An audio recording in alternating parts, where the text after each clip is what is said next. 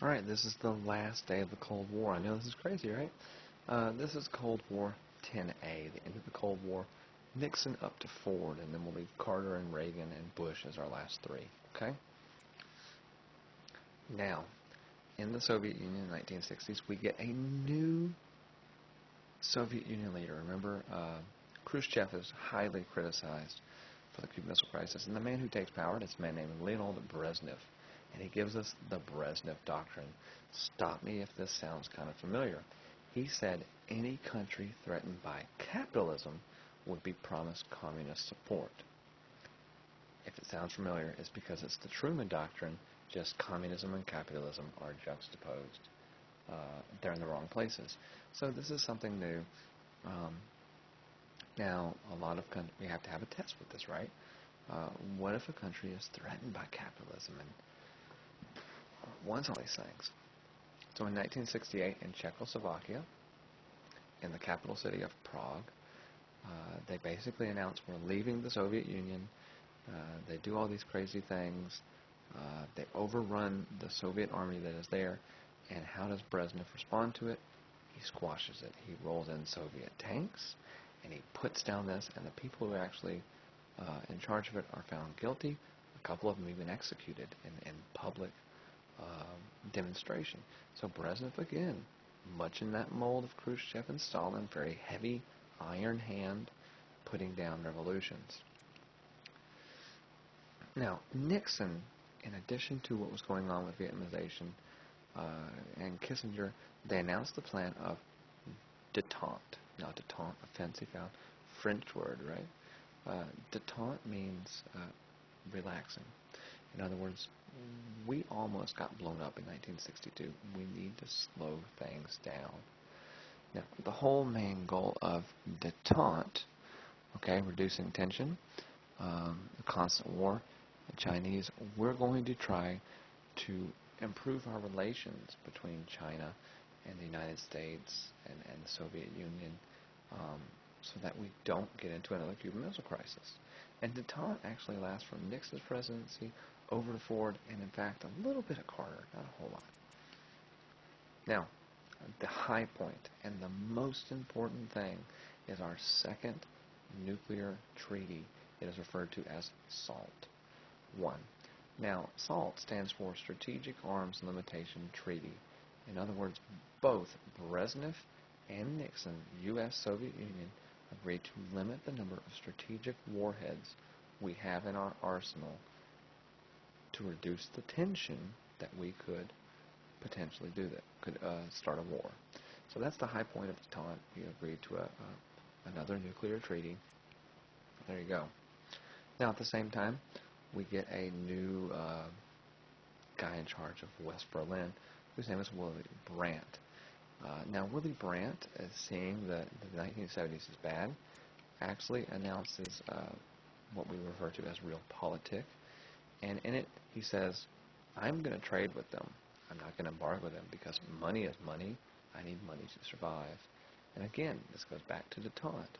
If you need money to survive, it doesn't matter if it's dirty money or you don't like the way the person's dress or their lifestyle. It's money to help you and your family and your country survive. Another big thing of that. We have a third nuclear treaty. This is called the Anti-Ballistic Missile Treaty.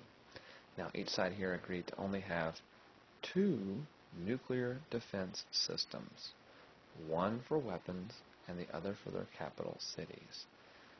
Anti-ballistic missiles would shoot down the ballistic missiles. Now, why did they do this? Because if they have a ballistic missile and you make an anti-ballistic missile, they're going to make a bigger ballistic missile to go around your system, and you're going to make a system bigger. And do you see where we're going with this? We're back in the arms race again. We want to slow things down. Anti-ballistic missile was part of that. Now, Gerald Ford comes into power here. Nixon leaves. He's the only president to resign from office. Watergate, fun stuff. We'll cover that.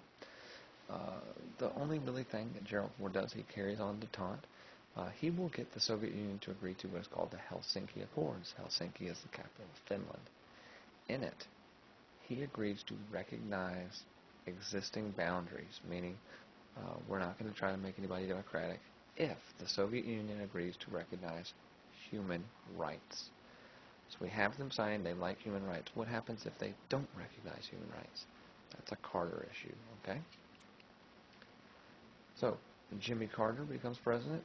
He tries to carry on with what Nixon does. He announced SALT II, Strategic Arms Limitation Treaty 2. This would have further reduced nuclear arsenals, etc. There's a big debate on this, but Carter's basically trying to carry on detente, much like Nixon, and make it seem like things are going okay. Now, if you remember, the Soviet Union agreed to recognize human rights. However, in 1979 and lasting until 1989, the Soviet Union will invade Afghanistan. Now, Afghanistan is in the midst of something that seems really familiar, and that is an Islamic fundamentalist revolution. They wanted to kick out all foreign influence and have an Islamic state. Kind of sounds like ISIS, correct? But where this gets really interesting is we, the United States, supported these rebels fighting the Soviet Union. They were called the Mujahideen, or Warrior of God. And in fact, we actually had some of them in the White House. Now, one of the most famous Mujahideen who got support from the United States was a man named Osama bin Laden, and we can trace back our connection there and how that all works out. Now, Afghanistan is referred to as the bear trap.